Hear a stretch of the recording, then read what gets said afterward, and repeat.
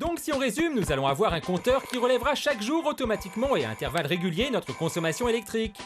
En gros, un compteur qui en saura bien plus sur notre quotidien que notre pote Michel. C'est pas un peu intrusif, ça? Justine est allée voir la CNIL pour savoir si c'était pas un peu craignos pour la vie privée, cette histoire.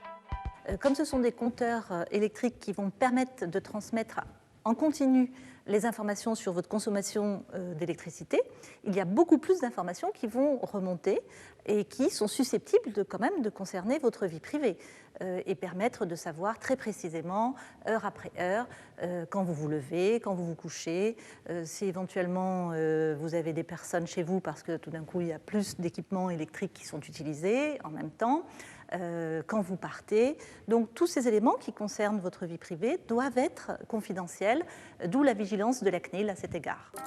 Ah bah si la CNIL veille, on est rassuré.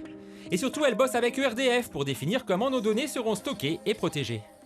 La consommation électrique en continu, qui est donc cette nouvelle fonctionnalité du compteur communicant, doit rester sous le contrôle de la personne.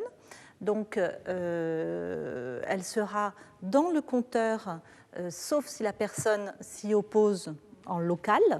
Donc, la transmission est automatique uniquement pour permettre la gestion par RDF de la fourniture d'électricité et la réparation des dispositifs.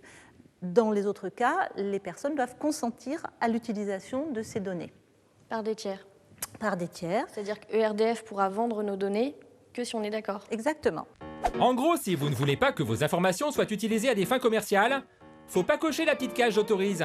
Et si vous ne voulez pas que vos données soient stockées tout court, eh ben là, faut dire non.